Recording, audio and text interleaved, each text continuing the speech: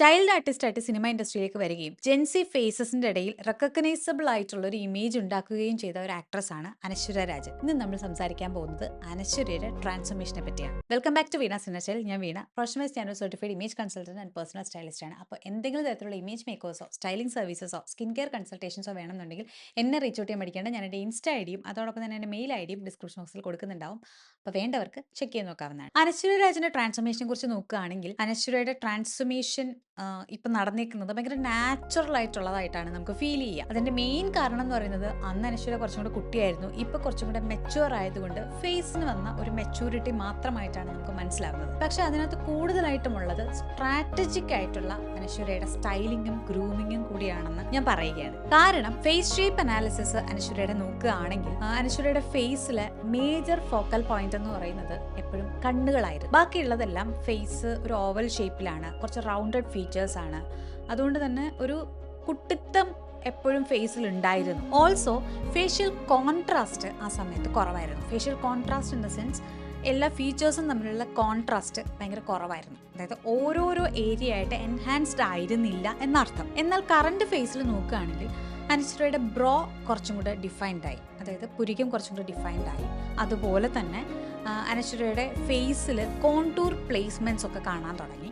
ചെറിയ രീതിയിൽ ഷാർപ്പാക്കി മാറ്റിയിട്ടുള്ള ഫീച്ചേഴ്സൊക്കെ. At the same time ഫേസിൽ ഒത്തിരി ഡ്രമാറ്റിക് ആയിട്ടുള്ള ഒരു ലുക്കും കൊണ്ടുവന്നിട്ടില്ല. അതുകൊണ്ടാണ് സ്റ്റിൽ ഒരു ബേബി ഫേസ് എപ്പോഴും അനശ്വരയ്ക്ക് നിൽക്കുന്നത്. അതിൻ്റെ ബേബി ഫേസ് ഉള്ളത് കൊണ്ടാണ് കൂടുതൽ ആൾക്കാർക്കും അനശ്വരനോട് കൂടുതൽ ഒരു ഇഷ്ടം തോന്നുന്നത്. ഒരു ഇമേജ് കൺസൾട്ടന്റിന്റെ പെർസ്പെക്റ്റീവിലൂടെ നോക്കുകയാണെങ്കിൽ അനശ്വരയുടെ കണ്ണുകളാണ് ഈ പറഞ്ഞതുപോലെ ഫോക്കൽ പോയിന്റ് ആയിട്ടുള്ളത്. ആൻഡ് ഓൾസോ ഈ മിഡ് ഫേസ് എന്ന് പറയുന്നത് നമ്മളുടെ ഈ ഒരു ഐബ്രോസിനും നോസിന്റെ വരെയുള്ള നോസിന്റെ ഈ നോസ്ട്രിൽസ് വരെയുള്ള ഏരിയ എന്ന് പറയുന്നത് കുറച്ചും കൂടെ ഫുള്ളറാണ്. അത് ഭയങ്കരമായിട്ട് എന്താ പറയാ, കോൺടൂർഡ് ചെയ്തതുപോലെയുള്ള ഒരു സ്ട്രക്ചർ അല്ല ഉള്ളത്. അതായത് ഓവറോൾ അനശ്വരയ്ക്ക് മൊത്തത്തിലുള്ള ചേഞ്ചസ് ഒക്കെ ഉണ്ടായിട്ടുണ്ടെങ്കിലും ഒരുപാട് ബോൺ സ്ട്രക്ചറിൽ ഫോക്കസ് കൊടുത്തുകൊണ്ടോ ഒന്നും അല്ല അനശ്വരയുടെ ട്രാൻസ്ഫോർമേഷൻ നടന്നേക്കുന്നത്. അതുകൊണ്ട് തന്നെ നമുക്ക് പെട്ടെന്ന് നോക്കുമ്പോൾ അനശ്വരയ്ക്ക് നാച്ചുറലി ഉണ്ടായേക്കുന്ന ഒരു ട്രാൻസ്ഫോർമേഷൻ പോലെയാണ് ഫീൽ ചെയ്യുക. പക്ഷെ അതിൽ കുറച്ചൊക്കെ ഇന്റൻഷനും കൂടി ഉണ്ടെന്നാണ് ഞാൻ മനസ്സിലാക്കുന്നത്. അനശ്വരയുടെ ബോഡി ഷേപ്പ് നോക്കുകയാണെങ്കിൽ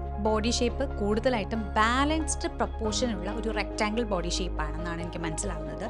അതായത് ഷോൾഡറിന്റെയും ഹിപ്പിന്റെയും വിഡ്ത്തൊക്കെ ഏകദേശം സിമിലർ ആണ്. പിന്നെ പൊതുവെ ലീൻ ആയിട്ടുള്ളൊരു ശരീരപ്രകൃതിയാണ് അനശ്വരയ്ക്കുള്ളത്. ആൻഡ് ഓൾസോ വേസ്റ്റ് ഡെഫിനിഷൻ ഒക്കെ കൊടുക്കുന്നത് വളരെ കുറവുമാണ്. അനശ്വര ട്രാൻസ്ഫോർമേഷന് മുമ്പ് അനശ്വര സിനിമയിലേക്ക് വന്ന സമയത്താണെങ്കിൽ കൂടുതലായിട്ടും ഒരു സ്കൂൾ ഗേളിനെ പോലെയൊക്കെ തന്നെയായിരുന്നു ഒരുങ്ങിയിട്ടുണ്ടായിരുന്നത്. വേസ്റ്റ് ഡെഫിനിഷൻ ഒന്നും പ്രോപ്പറായിട്ട് കൊടുത്തിട്ടുണ്ടായിരുന്നില്ല. കുറച്ചും കൂടി ഒരു കുട്ടിത്തം ഉള്ള രീതിയിൽ കുറച്ചും കൂടി റൊമാൻറ്റിക് ആയിട്ടുള്ള സ്റ്റൈലിങ്ങും അങ്ങനെയൊക്കെ ആയിരുന്നു ഉണ്ടായിരുന്നതെങ്കിൽ ഇപ്പോൾ അത് കുറച്ചും കൂടി ഇൻറ്റൻഷനലായിട്ട് മാറിയിട്ടുണ്ട്.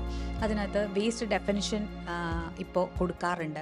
ആൻഡ് ഓൾസോ കുറച്ചും കൂടി എത്നിക് കുർത്തീസിലും കാണാൻ പറ്റാറുണ്ട്. മോണോക്രോമാറ്റിക് ആയിട്ടുള്ള സ്റ്റൈലിങ്ങിൽ കാണാൻ പറ്റാറുണ്ട്. ഓൾസോ ഡ്രേപ്പ് ചെയ്യുന്ന സമയത്തൊക്കെ സാരിയൊക്കെ ഉടുക്കുന്ന സമയത്ത് സോഫിസ്റ്റിക്കേറ്റഡ് ആയിട്ടുള്ള ഡ്രേപ്പിംഗ് അതിനകത്ത് വന്നു പോകുന്നതായിട്ട് നമുക്ക് മനസ്സിലാവാറുണ്ട്.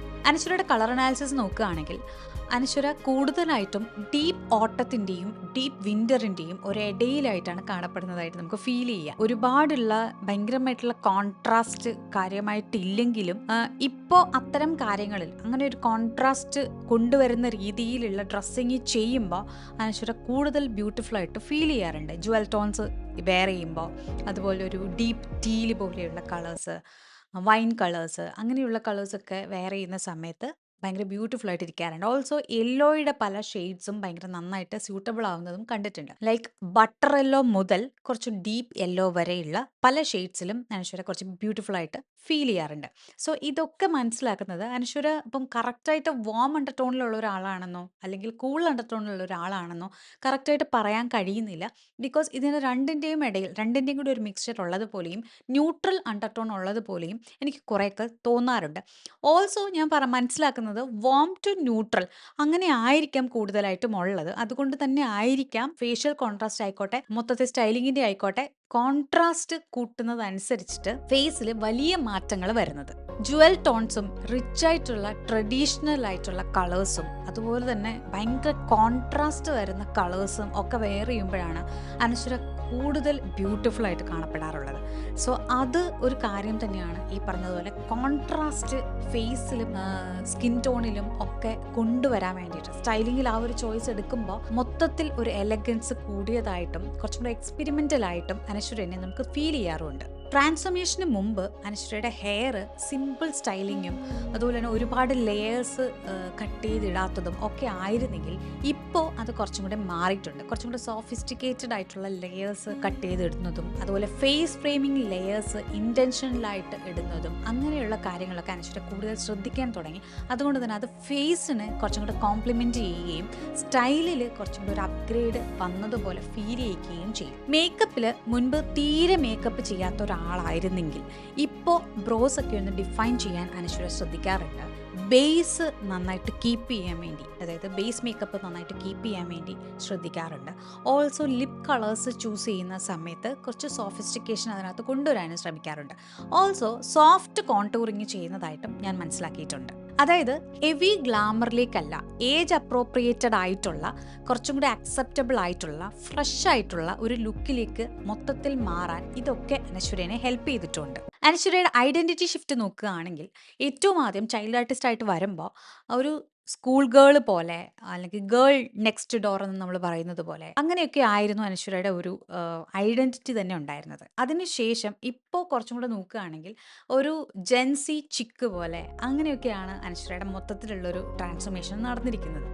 കുറച്ചും കൂടി അടുത്ത കുറച്ചും കൂടി സീരിയസ് ആയിട്ടുള്ള റോൾസിലേക്ക് വരുമ്പോഴും കുറച്ചും കൂടി സീരിയസ് ആയിട്ട് സിനിമയൊക്കെ അപ്രോച്ച് ചെയ്യുമ്പോഴും സ്വയം പ്രസൻറ്റ് ചെയ്യുന്നത് അങ്ങനെയാണെന്ന് മനസ്സിലാക്കുമ്പോഴും അനശ്വര കുറച്ചും കൂടി സീരിയസ് ആയിട്ടുള്ള പല എലമെൻസും ഡ്രസ്സിങ്ങിലാണെങ്കിലും സ്റ്റൈലിങ്ങിലാണെങ്കിലും ഗ്രൂമിങ്ങിലാണെങ്കിലും കൊണ്ടുവരുന്നതായിട്ട് നമുക്ക് മനസ്സിലാവാറുണ്ട്. അപ്പോഴാണ് ഡ്രേപ്സിലൊക്കെ കുറച്ച് കൂടുതലായിട്ട് ശ്രദ്ധിക്കാറുള്ളതും ഒരു റെഡ് കാർപ്പറ്റ് പ്രസൻസ് ഒക്കെ ഇടയ്ക്ക് കൊണ്ടുവരാൻ ശ്രമിക്കാറുള്ളതും പിന്നെ കുറച്ചും കൂടെ പോളിഷ്ഡ് ലുക്കിലേക്ക് വരാൻ ശ്രമിക്കാറുള്ളതും ഒക്കെ. അതുകൊണ്ടാണ് അനശ്വരയുടെ ട്രാൻസ്ഫോർമേഷൻ എന്ന് പറയുന്നത് മാനുഫാക്ചേർഡ് അല്ല, കുറച്ചും കൂടെ ഒത്തൻറ്റിക് ആണ് എന്ന് നമുക്ക് ഫീൽ ചെയ്യുന്നത്. നമുക്കാണെങ്കിലും നമ്മുടെ സോഫ്റ്റ് ഫീച്ചേഴ്സൊക്കെ അങ്ങനെ തന്നെ കീപ്പ് ചെയ്യണം എന്നുണ്ടെങ്കിൽ കൂടി അത് കീപ്പ് ചെയ്തുകൊണ്ട് കുറച്ചും കൂടെ എൻഹാൻസ്മെൻറ്റ്, കുറച്ചും കൂടെ പോളിഷ്ഡ് ലുക്ക് കൊണ്ടുവരാൻ ശ്രമിച്ചു കഴിഞ്ഞാൽ എപ്പോഴും നമ്മുടെ ഐഡൻറ്റിറ്റിയോ ഒത്തൻറ്റിസിറ്റിയോ പോവാതെ വലിയ ഡ്രമാറ്റിക് ചേഞ്ചസ് ഉണ്ടാവാതെ നമുക്ക് ആവശ്യത്തിലുള്ള ചേഞ്ചസ് വന്ന് അത് നാച്ചുറലായിട്ട് ഫീൽ ചെയ്യിപ്പിക്കാൻ കഴിയുന്നതായിരിക്കും. അപ്പോൾ ഇത്രയേ ഉള്ളൂ ഇന്നത്തെ വീഡിയോ. അടുത്ത വീഡിയോയിൽ നമുക്ക് വീണ്ടും കാണാം. Tata bye, love you.